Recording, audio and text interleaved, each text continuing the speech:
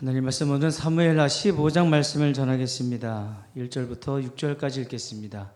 이후에 압살롬이 자기를 위하여 병거와 말들을 준비하고 전배 50명을 세우니라. 압살롬이 일찍이 일어나 성문길 곁에 서서 어떤 사람이든지 송사가 있어 왕에게 재판을 청하러 올 때에 그 사람을 불러서 이르되 너는 어느 성 사람이냐? 그 사람의 대답이 종은 이스라엘 아무 지파에 속하였나이다 하면 압살롬이 저에게 이르기를 내 일이 옳고 바르다마는 내 송사들을 사람을 왕께서 세우지 아니하셨다 하고 또 이르기를 내가 이 땅에서 재판관이 되고 누구든지 송사나 재판할 일이 있어 내게로 오는 자에게 내가 공의 베풀기를 원하노라 하고 사람이 가까이 와서 절하려 하면 압살롬이 손을 펴서 그 사람을 붙들고 입을 맞추니 무릇 이스라엘 무리 중에 왕께 재판을 청하러 오는 자들에게 압살롬의 행함이 이 같아서 이스라엘 사람의 마음을 도적하니라. 아멘. 하나님의 은총이 함께 하시기 바랍니다. 최근 제 유튜브에 알고리즘 때문인지 모르겠는데 특이한 영상들이 올라오고 있습니다. 그 중에 외국에서 발생하고 있는 택배 도둑 관련 영상이 인상적이었습니다. 배경은 미국의 베버리힐즈 같은 부촌인데 문 앞에 있는 택배를 훔쳐가는 영상들이었습니다. 그냥 훔쳐가는 것을 찍은 영상이 아니라 훔쳐가는 도둑들에게 복수하는 영상이었습니다. 문 앞에 있는 택배를 들고 도망가는 중에 택배가 터지면서 속에 장치되어 있었던 페인트 같은 것들이 사방으로 흩어지고 그 폭발력이 얼마나 강한지 그 도둑질하던 사람이 나자빠질 정도였습니다. 댓글에 쌤통이다 또는 그래도 너무 과한 거 아니냐라는 다양한 반응들이 있었는데 저는 그 영상 보면서 그 생각이 들었습니다. 오죽하면 저렇게까지 해야 했을까 하는 생각이 들었습니다. 얼마 전에 제가 아는 분들이 영국으로 가족여행을 떠났는데 가자마자 스마트폰을 소매치기 당해서 어려움을 겪었다는 소식을 전해 들었습니다. 신사의 나라라고 하는 영국이 그럴 정도면 다른 나라들은 말할 것도 없을 것입니다. 여러분 어디를 가시든 이런 도둑들 조심하시기 바랍니다. 오늘 말씀에도 도적 이야기가 나오죠. 이 도적은 다윗의 넷째 아들 압살롬이었고 그가 훔친 것은 백성들의 마음이었습니다. 마음을 훔친다는 것이 그리 큰 문제냐고 할 수 있으나 이미 잘 아시는 대로 잠언 4장 23절에 강력하게 경고하고 있다는 것을 아실 겁니다. 읽어주십시오. 무릇 지킬 만한 것보다 더욱 내 마음을 지키라. 생명의 근원이 이에서 남으니라. 아멘. 사실 우리가 살아가면서 지켜야 될 것이 어디 마음뿐이겠습니까마는 재산도 지켜야 되고 건강도 지켜야 될 겁니다. 그럼에도 불구하고 그 어떤 것보다 마음을 지키라 하시는 이유는 생명의 근원이 마음으로부터 나오는데 정작 사람들은 그 마음의 중요성을 모르기 때문입니다. 게다가 이 마음을 훔치려 하는 존재들이 있는데 그에 대한 대비가 전혀 되어 있지 않기 때문에 이렇게까지 경계하시는 겁니다. 6절 하반절을 보시면 압살롬의 행함이 이 같아서 이스라엘 사람의 마음을 도적했다고 나옵니다. 압살롬은 백성들의 마음을 훔쳤지만 사실 강제한 것은 아니었습니다. 그는 친절한 미소와 달콤한 말로 그들의 마음을 빼앗았던 것입니다. 근데 이 일을 도둑질이라고 하지 않고 도적질이라고 표현하고 있습니다. 도둑질은 은밀하게 남모르게 하는 일이지만 도적질은 대놓고 공개적으로 한다는 뜻입니다. 이런 강심장을 가진 압살롬을 소개하는 내용이 앞장 사무엘하 14장에 나오는데 25절부터 한번 읽어주십시오. 온 이스라엘 가운데 압살롬같이 아름다움으로 크게 칭찬받는 자가 없었으니 저는 발바닥부터 정수리까지 흠이 없음이라. 그 머리털이 무거움으로 년말마다 깎았으며 그 머리털을 깎을 때에 달아본 즉 왕의 저울로 200세겔이었더라. 아멘. 한마디로 압살롬은 이스라엘에서 가장 아름다운 사람의 대명사였습니다. 매우 매력적인 사람이었고 그의 출중한 외모와 로얄 패밀리로서의 배경은 사람들의 마음을 무장해체시키기에 충분했던 것입니다. 그러나 그의 마음은 나라와 백성을 위하는 마음이 아니라 아버지 다윗으로부터 왕권을 빼앗기 위한 야망이 꿈틀대고 있었습니다. 그리고 그 야망을 실현시키기 위한 준비를 시작하는데 그 내용이 본문 1절에 나옵니다. 읽어주십시오. 이후에 압살롬이 자기를 위하여 병거와 말들을 준비하고 전배 50명을 세우니라. 아멘. 자기를 위하여라는 말을 주목해 주시기 바랍니다. 모든 인생들은 하나님을 위하여, 하나님의 영광을 위하여 지음을 받았습니다. 근데 압살롬은 자기를 위해서 병거와 말들을 준비하고 있답니다. 만약 압살롬이 하나님을 위하여 병거와 말들을 준비했다면 하나님은 저를 높이 들어 쓰셨을 것입니다. 그러나 그는 자신을 위하여 군대를 준비하고 내일을 대비하고 있었던 것입니다. 여기서 우리는 스스로 질문해 봐야 됩니다.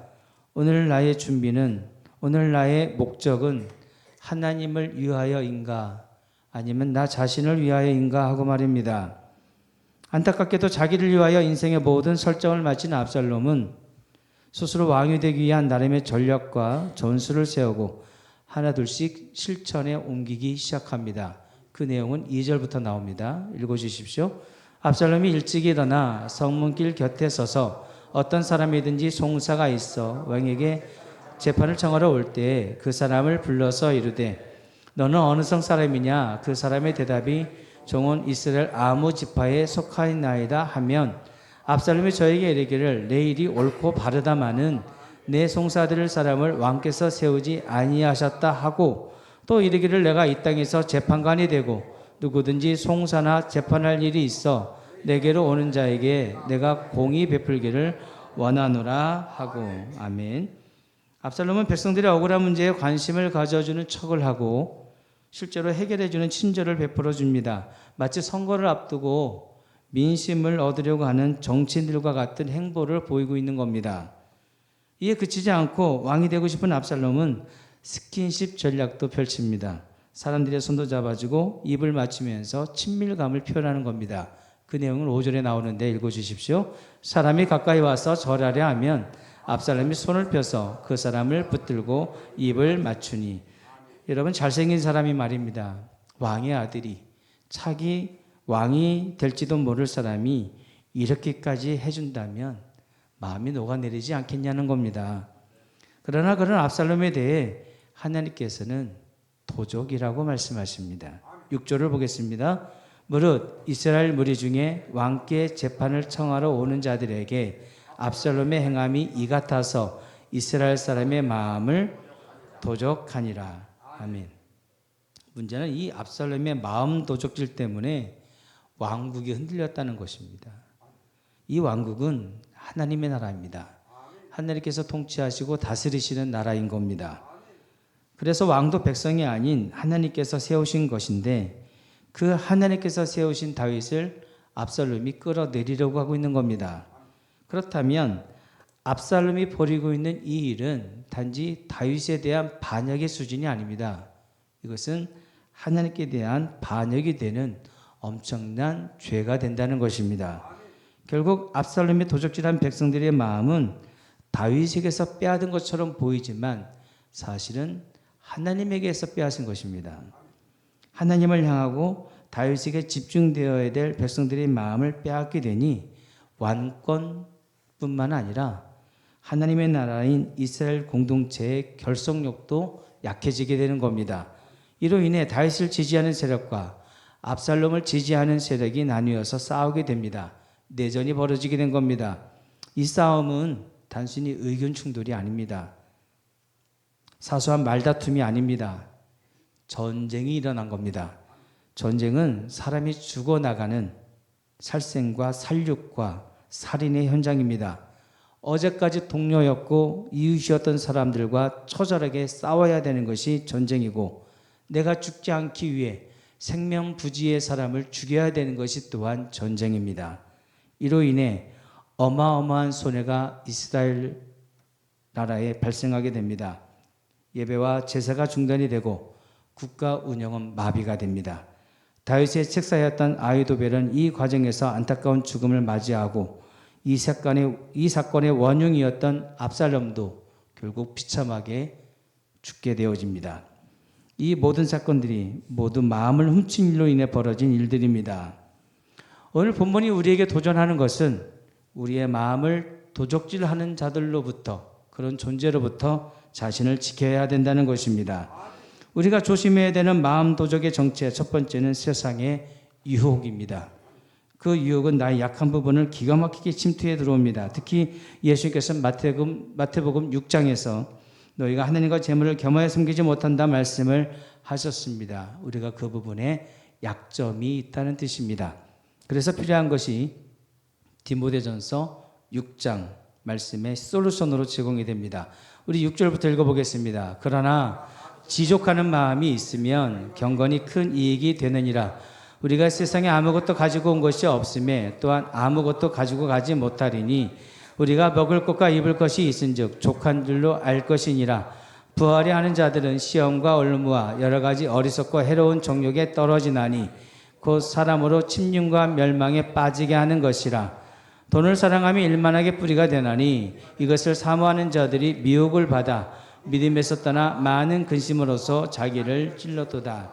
아멘. 6절 말씀해 보시면 지족하는 마음이라는 표현이 나옵니다. 개역 한글에는 지족, 개역 개정 성경에는 자족이라고 나옵니다. 아까 일부 예배 때 자족하는 마음이라고 부목사님께서 자막을 만들어 놔서 일부 예배 들어오셨던 분들은 자족이라고 읽었던 기억이 나실 것입니다.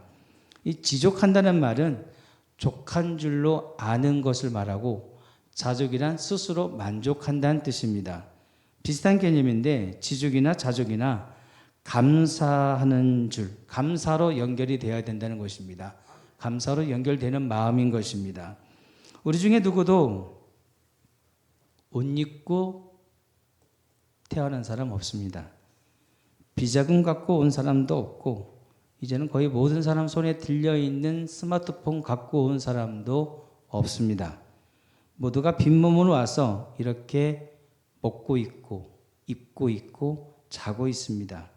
많은 것을 누리고 있는 것입니다. 이것이 은혜인 줄을 알고 감사할 줄을 알아야 된다는 것입니다. 그것이 지족, 그것이 자족입니다.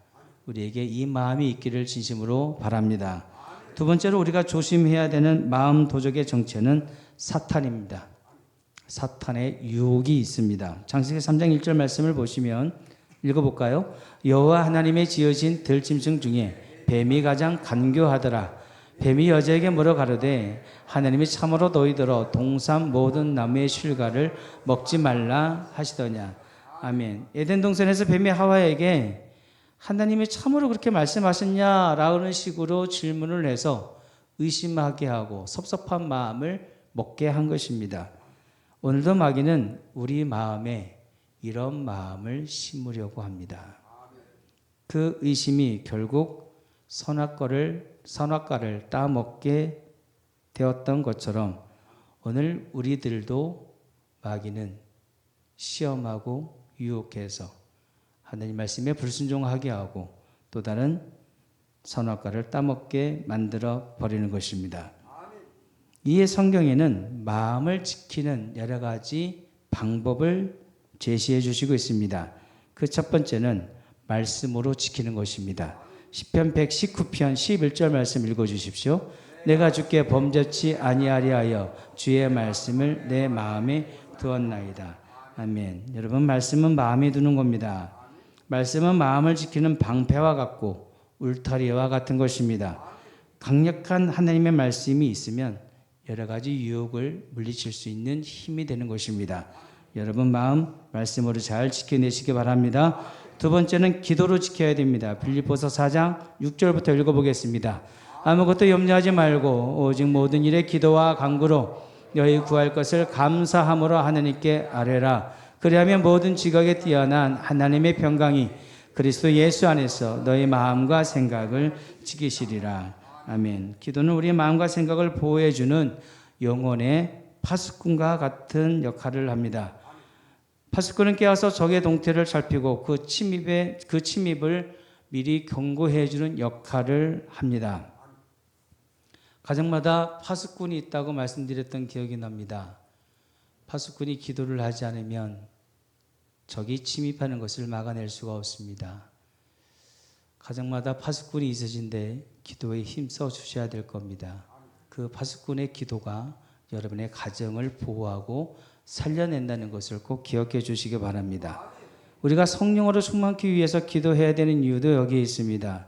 늘 깨어 기도하면서 우리의 마음과 생각을 지켜야 되기 때문에 그렇습니다. 세 번째로 마음을 지키는 것은 사랑입니다. 사랑으로 마음을 지켜야 된다는 것인데 그 내용은 에베소서 4장에 나옵니다. 2절부터 읽어주십시오. 모든 겸손과 온유로 하고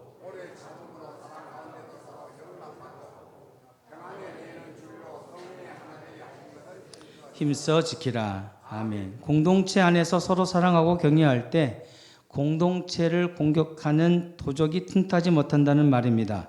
또한 그 도적이 틈타지 못하게 하기 위해서 사랑으로 용납하고 성령으로 하나 되어야 된다고 권면하고 있는 것입니다.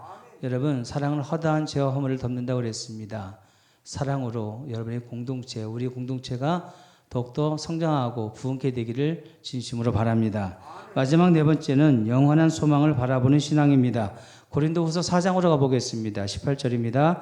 우리의 돌아보는 것은 보이는 것이 아니요 보이지 않는 것이니 보이는 것은 잠깐이요 보이지 않는 것은 영원함이니라. 아멘. 세상의 달콤함 대신 영생의 약속을 바라볼 때 마음이 견고해질 것이라고 하는 교훈의 메시지입니다. 말씀을 마무리하면서 생각해 봐야 될 것이 있습니다. 압살롬의 마음, 또 다윗의 마음이 있습니다. 시편 73편을 보시면 다윗의 마음을 알 수 있는 고백이 나오는데 26절 말씀 읽어보겠습니다. 내 육체와 마음은 쇠잔하나 하나님은 내 마음의 반석이시요 영원한 분기이시라. 아멘. 압살롬은 사람들의 마음에 관심이 있었습니다. 그래서 그 마음을 얻고자 했고 결국 훔쳤습니다. 그러나 다윗의 관심은 하나님께 있었습니다. 하나님의 마음에 관심이 있었습니다. 그래서 자신의 마음이 하나님의 마음으로 가득 차기를 원했던 것입니다. 그 마음이 하나님으로 가득 차게 되니 결국 다윗의 마음이 하나님의 마음을 품게 된 것입니다. 여러분 한번 생각해 보시기 바랍니다. 여러분 혹시 누군가의 마음을 얻고 싶으십니까? 요즘 누구의 마음을 그렇게 갖고 싶으십니까?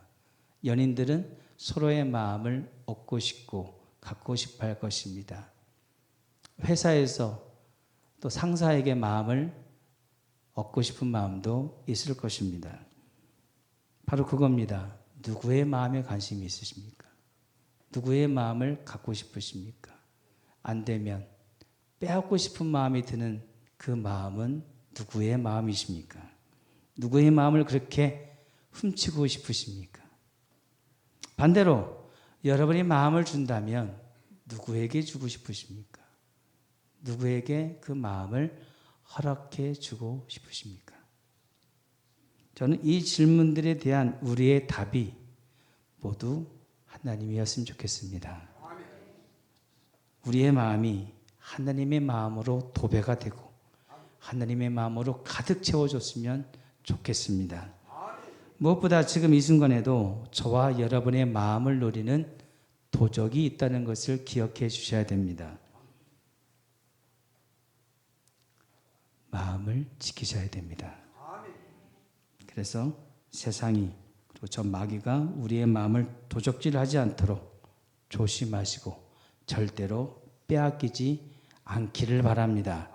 그 마음 빼앗기기 전에 여러분의 마음을 하나님께 드리시면 얼마나 좋을까 생각을 해봅니다. 빼앗기지 마시고 하나님께 온전히 드리시는 믿음으로 한 주간도 믿음으로 잘 살아주시기 바랍니다. 기도하겠습니다.